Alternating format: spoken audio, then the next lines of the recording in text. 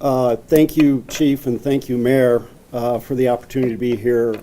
Chief Harding had previously stated that he expects an A-plus implementation of this report. And to that end, he assembled an exceptional implementation team within the department. I asked a lot of them in a little bit of time, and they produced results, which is our first policy package. And I really want to thank them for that effort. This will give us the momentum necessary to continue to deliver the results that we want throughout the rest of this year. PERF provided us a 2-year phase timeline for implementation of the report. However, we are going to be, we're going to act with a greater sense of urgency, particularly within the first 6 months. By the end of the year, our goal is to deliver a second policy package and to have implemented approximately 42 to 43 of the recommendations.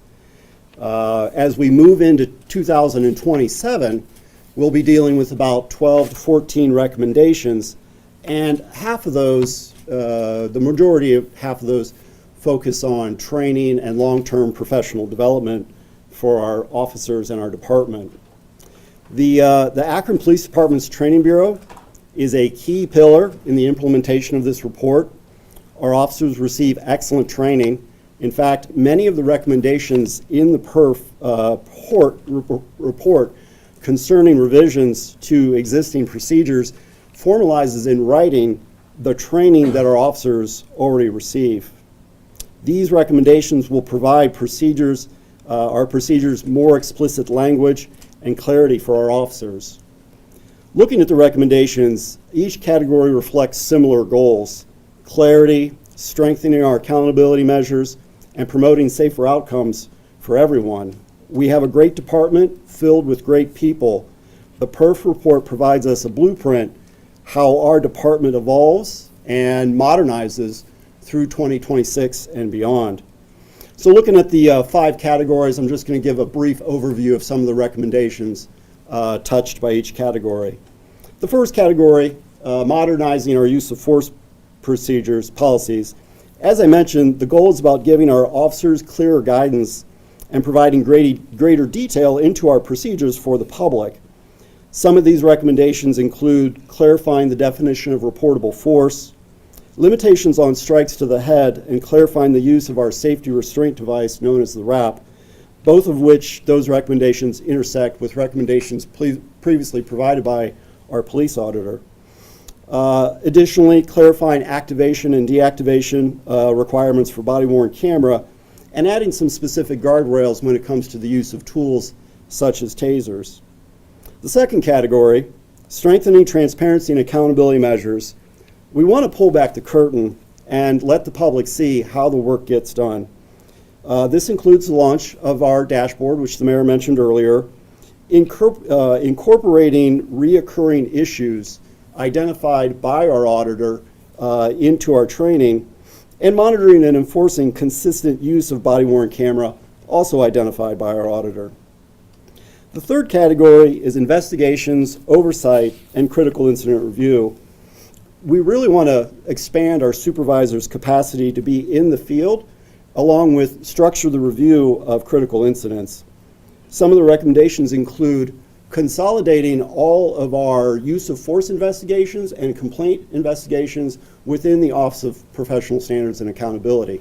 And this is going to serve 2 goals. One, it will result in more consistent evaluation of those investigations.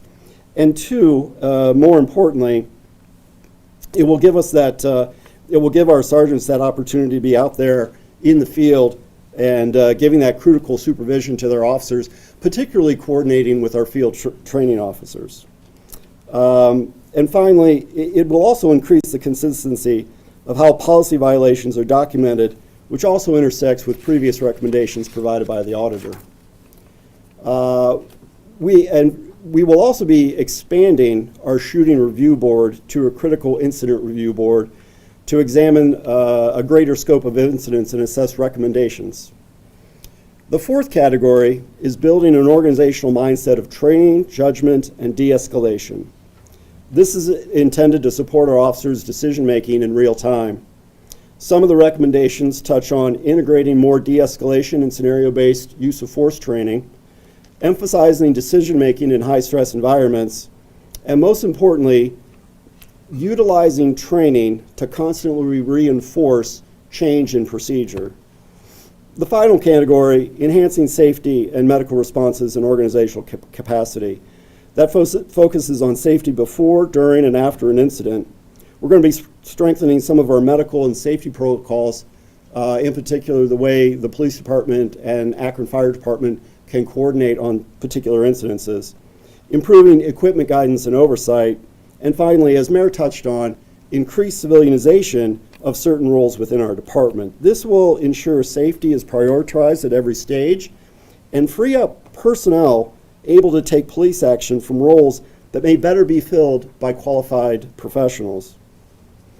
Across all 5 areas, these recommendations move Akron and our department toward greater clarity in our procedure, stronger transparency, better decision-making, more training, and safer outcomes for both our officers and our citizens. And with that, I'm going to invite Mayor Mauck back up here to lead our question and answer.